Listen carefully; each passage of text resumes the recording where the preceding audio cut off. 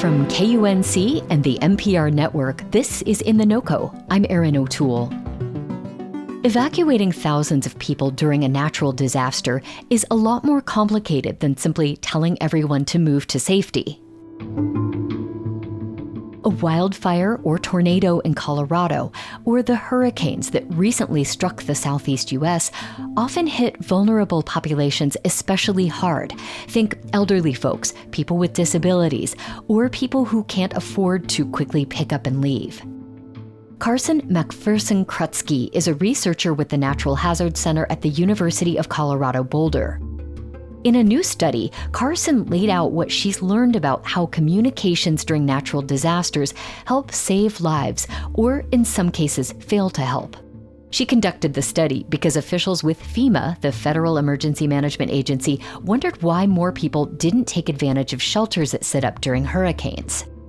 Carson says she thinks emergency managers should rethink how they warn the public about natural disasters and acknowledge that it's difficult for some folks to get themselves out of harm's way. That was something that really stood out across a number of studies. I looked at papers related to Hurricane Katrina in 2004. There are ones on the East Coast, really all across the country. And that really kept coming to the top. People with disabilities or older populations who have, access and functional needs require more planning to evacuate, right? They need different types of transportation. They need advance warning. And oftentimes what we see is maybe the plans were not in place in advance to get these populations out in a way that made sense. There was one example where somebody who is in a wheelchair reached out to authorities to get assistance with evacuating, and unfortunately, the assistance provided, they couldn't transport the wheelchair. And so this person, they evacuated, but then they were in a shelter for days and really couldn't move around. So it was a really traumatic kind of event. Wow. One thing you found, too, was that people who stay in place when a catastrophe approaches are people who have evacuated in the past and found it to be more trouble than it was worth. What kind of stories did you hear when you looked at this group? What I found is it's so complex. There's so many different reasons and so many different things people are weighing all the time. And so those people, are not a monolith, right? Some of them have pets, some of them have children, some of them have a lack of access to transportation. And some of them, it's expensive to leave or people have to have the ability to leave their jobs. And so what we found was, maybe in a past event, people had evacuated if they had the resources, but maybe this time they're really weighing whether the benefits outweigh the cost of trying to leave the place where they're at. Yes, I'm sure there's kind of a quick calculation that people do in their heads. You found that elderly people often stay behind. Could you talk about why that is? Yeah, there were a number of studies that looked at long-term care facilities, for example, so places where older people tend to be. And one of the things similar to for people with disabilities or other access and functional needs is just the logistics of transporting people who have different types of needs. So, some of these people may be bedbound or in wheelchairs or have canes. And just the logistics of moving those people is so challenging. Carson, we saw some upsetting images from North Carolina and other areas hit by hurricanes in recent weeks. As a researcher, what was your take on what happened there?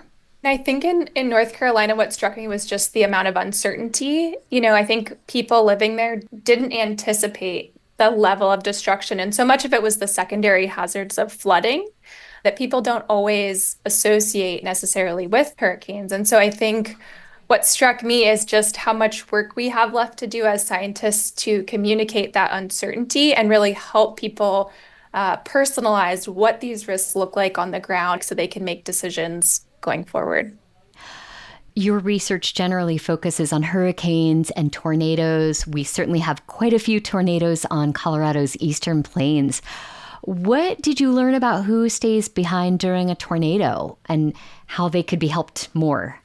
It was some of the same kinds of populations who stay behind during hurricanes, people with access and functional needs, people who have limited transportation options. And one of the things that I learned in my research was that there's sort of this general guidance that in terms of a tornado, you should get to the interior of a home.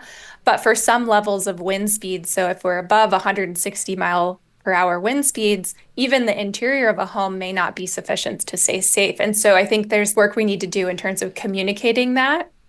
And then another thing that came up with tornadoes were people who live in manufactured homes are at much higher risk for tornado impacts because the homes aren't sufficient to withstand many levels of wind. But unfortunately, in the literature, there were perceptions that maybe these homes would be safer than they actually are. What do you think emergency managers need to do differently to make sure that evacuations can be more effective and help more vulnerable populations? I think one of the biggest things is to plan for these diverse populations that have different needs. So creating different types of transportation plans for people who have medical devices they need to bring with them, or transportation plans for pets. We know after Katrina, they did a lot more planning on pets. And now there's some really great examples around the country of pet transportation plans during hurricanes.